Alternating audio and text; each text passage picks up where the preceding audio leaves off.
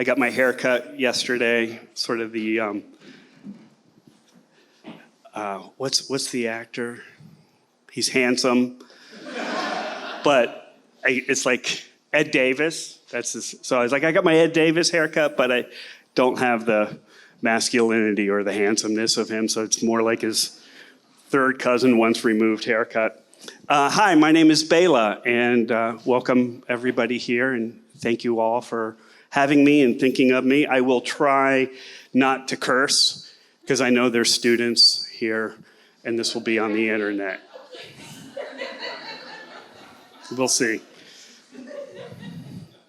I'm a social worker and a therapist, and prior to that, I worked in a record store for 17 years. So that prepared me for my life today, I guess. There's not too much of a difference between people that go to indie rock stores and homeless people and people with mental illness. There's a fine line between living in your mother's basement and living on the streets of Columbus. So I'll tell a little bit about myself. I'm going to try to follow this. I'm more of an ad-libber. And sorry if I wasn't out there mingling. I am very much an introvert, but extrovert, so I will talk afterwards. So I grew up kind of all over. My mom married a lot, lived all over Ohio, the East Coast. There were a lot of different men in my life. Never really had a good relationship with my father. I started drinking pretty early. When I was around 14 years old, it was very much the culture of my family. The one thing that sort of saved me in my book is music. I remember very young buying records like third grade, and I remember distinctly being at Kroger's in Athens, Ohio, and my dad bought $28 worth of groceries for the week. And I was like, Dad,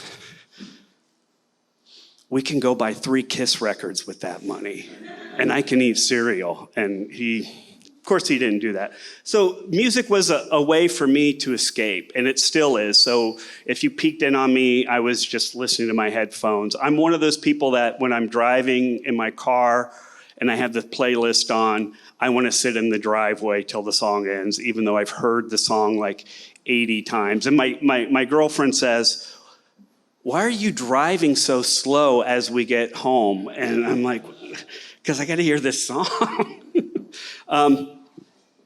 So as I got older, adolescence, in my early 20s, I would get in these relationships, and basically what I would do is this sort of testing with my partners, where right away I would tell them everything about myself.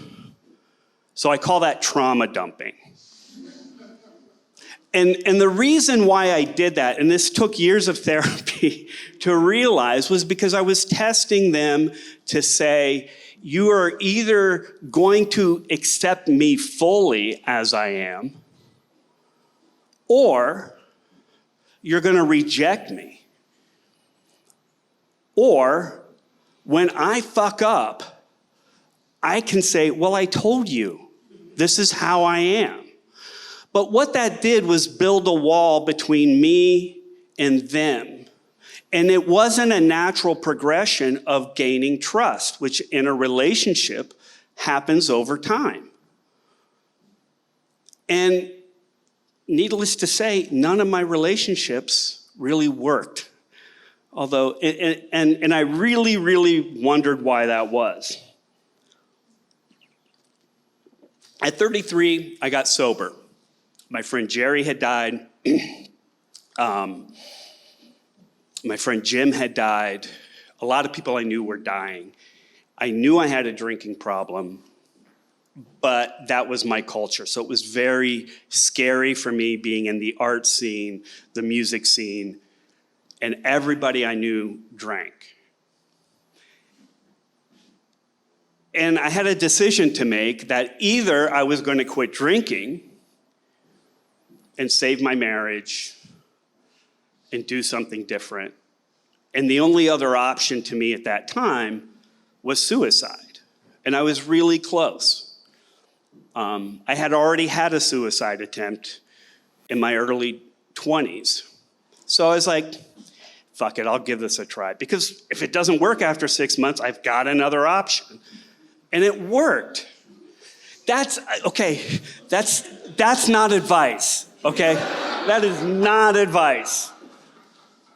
As a therapist, not a good idea, okay? There's hope there. So I went back to school. I was a freshman. I was 35 years old. I was scared. I was, yes, the oldest person in the classroom. I wanted to become an addictions counselor because when everybody gets sober after 9 months, they want to become an addictions. They're an expert. So I went to Columbus State, went to Capitol, got my master's at Case Western, and became a social worker. And for years, I worked with the homeless, and I loved it. I worked with homeless folks who were severely mentally ill, had a substance abuse issue, were involved in the criminal justice system. So it was like, actually, it was great because when you work with that population, the level of success is very low. So if they took a shower, if they showed up, any sort of thing like that was good, right? So my therapy that I do now is a different population and it's more incremental. Does that make sense? I hope. Well, if it doesn't, it doesn't. So I joined AA and I got a sponsor and I did all that stuff and I'm going to school and I'm meeting my AA sponsor every week for lunch. And after about 3 months, he said, I'm paying for lunch from now on. And I was like, I worked in a record store, which is like a cool job, right? But it doesn't pay very well, even though I was like one of the owners. I didn't make that much money. Having a young family, getting paid in records doesn't really work. So we would go out to lunch and Tim said to me, I'm gonna start paying for lunch for the next 3 months. And I felt seen in a bad way. I cringed. And I was like, no. And I thought to myself, how the hell am I gonna do this? Like, I don't want him to know that I'm sub-average when it comes to money. And he did it. For 3 months, I would say, I'll have an egg roll. And then he would order, Kung Pao chicken or whatever. He would order something nice for me. And I finally got to this point where I could accept him buying me lunch, something as easy as that. And even now, as Brandy mentioned, like, I'm not very good at selling myself or saying that I'm successful in something. I'm just not. I think I sent her my work bio, which doesn't include my book. It just talks about my career as a social worker. So it's a very scary feeling to have people do things for us. It's frightening. We're vulnerable in that space.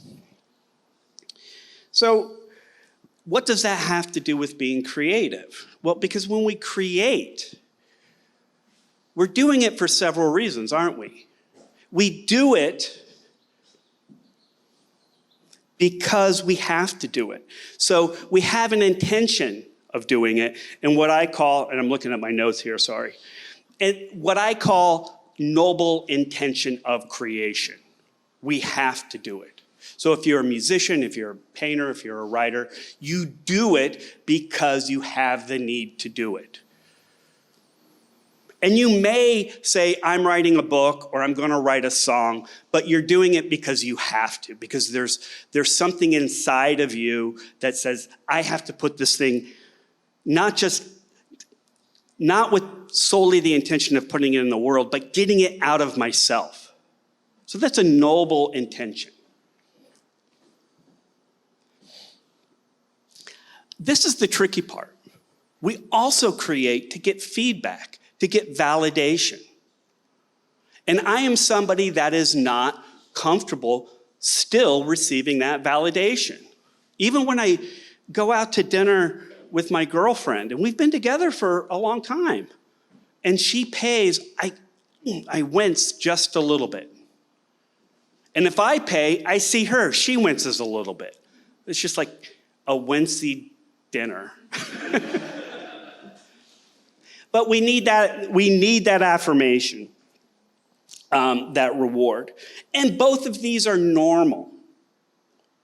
They're something that we need. Even pets need these. So children need this.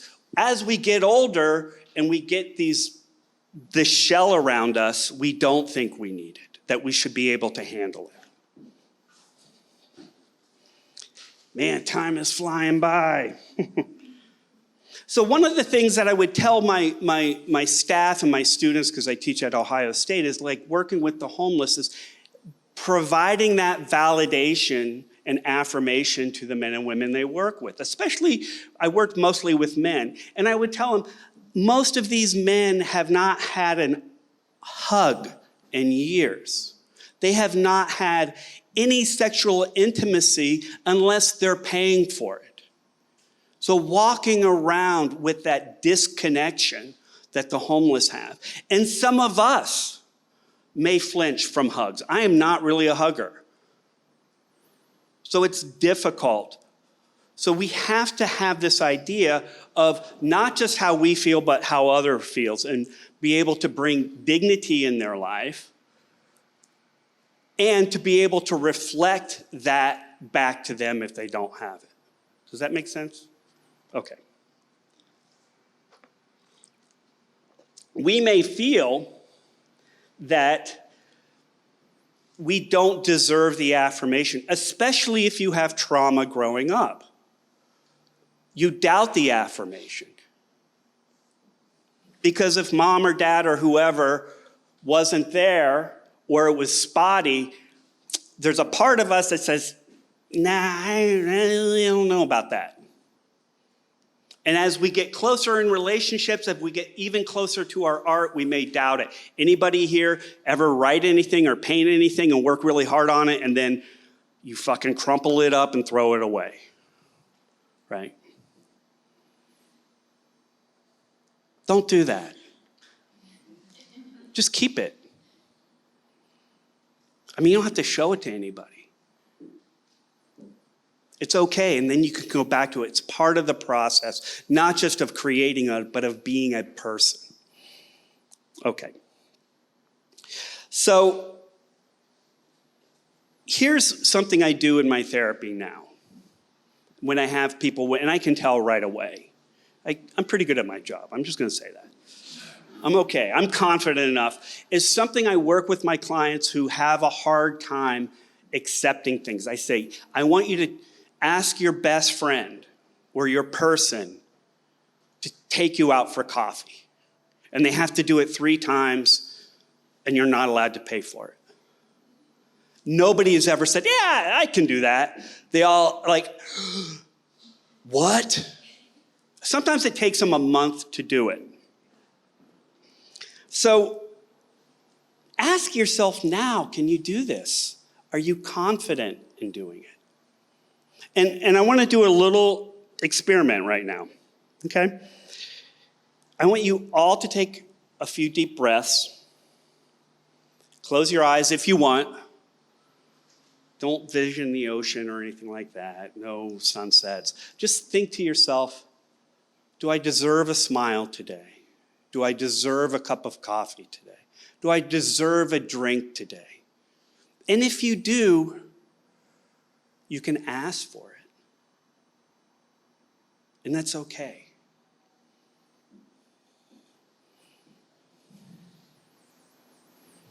We deserve acceptance. We deserve affirmation. And when I wrote my book, you can open your eyes now. The experiment's over. Okay, when I wrote my book, and I wasn't looking for a book deal. It happened. So I have this part of me that I call the chicken shit part of me, which is part of the culture I grew up with, being sort of punk rock DIY. You don't put yourself out there. You put yourself out there, but only 1 foot in, 1 foot out. Because how I grew up in that scene was wanting to be famous or wanting to get paid or wanting to do any of that was one of the reasons Kurt Cobain killed himself. It was very much you don't. So any success that came, you sort of shrugged it off. But really, a lot of us wanted that. Who doesn't want to get paid, right? But that feeling of being uncomfortable. When my friend Jerry signed to Warner Brothers, he downplayed it. He apologized.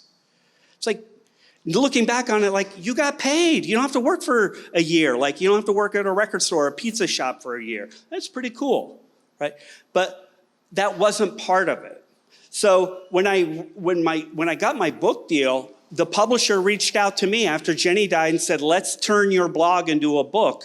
And years before I was offered, sort of somebody had suggested, make this into a book. It was a screenwriter. And then I'll write a screenplay for it. And I was like, that's a good idea. I'm not going to do that, right? So that's where the book came from. So we get the book down. I got an editor, and I gave her literally 800 pages, and she helped whittle it down. So exposing yourself to people you trust is really, really important.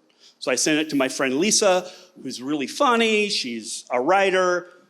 She's in the book, and she edited it down. And when I first sent it to her, she wrote me back. She said, I read it last night.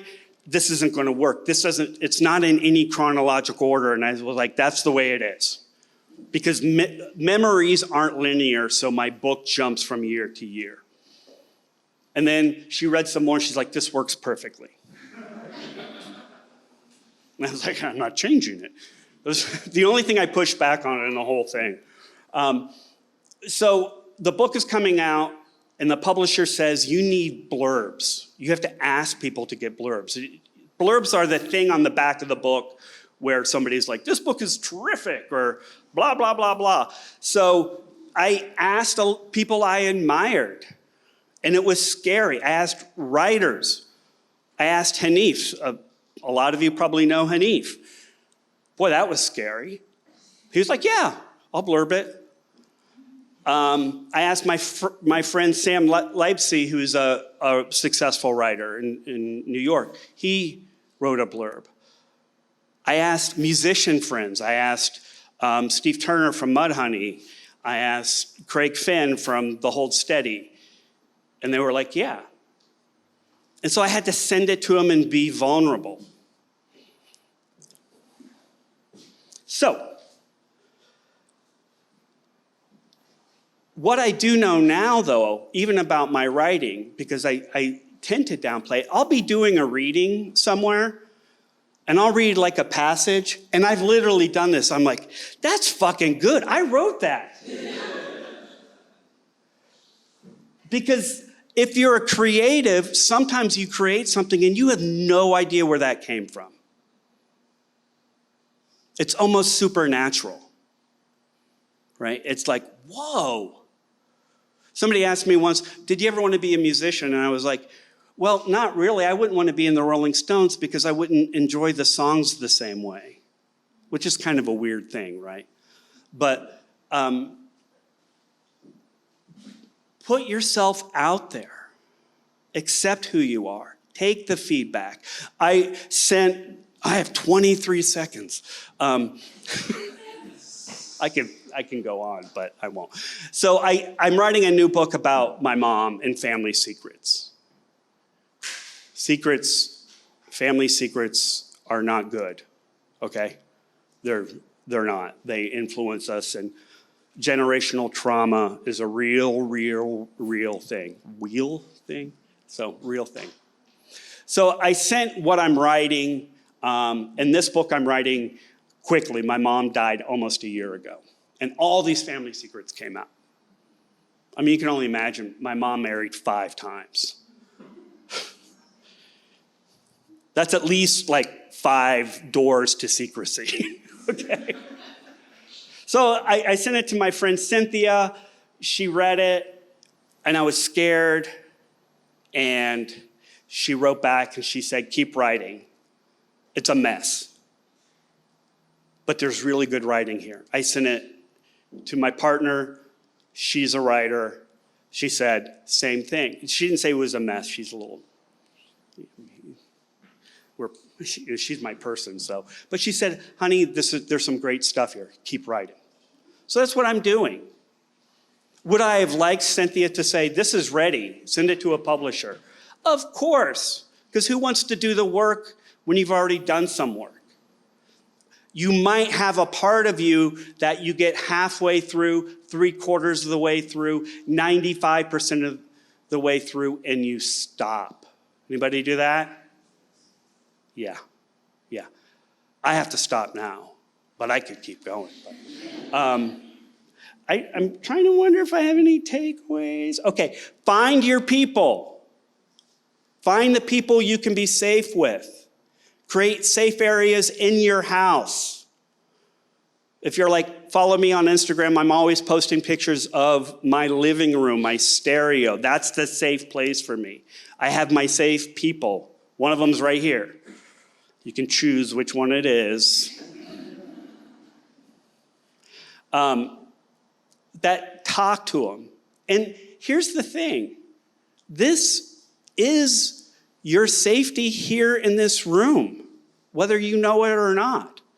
If you're like me, you saw me, if you peeked through or whatever, I was here in my own safety with my headphones, but this is safety. Okay, I think that's it, right? That's all I got is, yeah, I fucking went over, I'm sorry.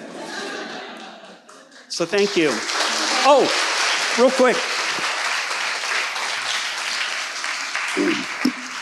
I'm gonna plug my book. I didn't bring any to sell, but this is my book. This is the 2nd edition. There's a 1st edition, which is bigger for those who have qualified for ARP cards. The library has it. You know, it's all in all the online retail things. If you want to support your local record stores, Prologue has it, $2 Radio has it. Usually if you go to $2, I go in and I sign copies, and I think Gramercy should have it too. So the Wexner Center has it too, the bookstore. So yeah, buy it. It's really good. Thanks.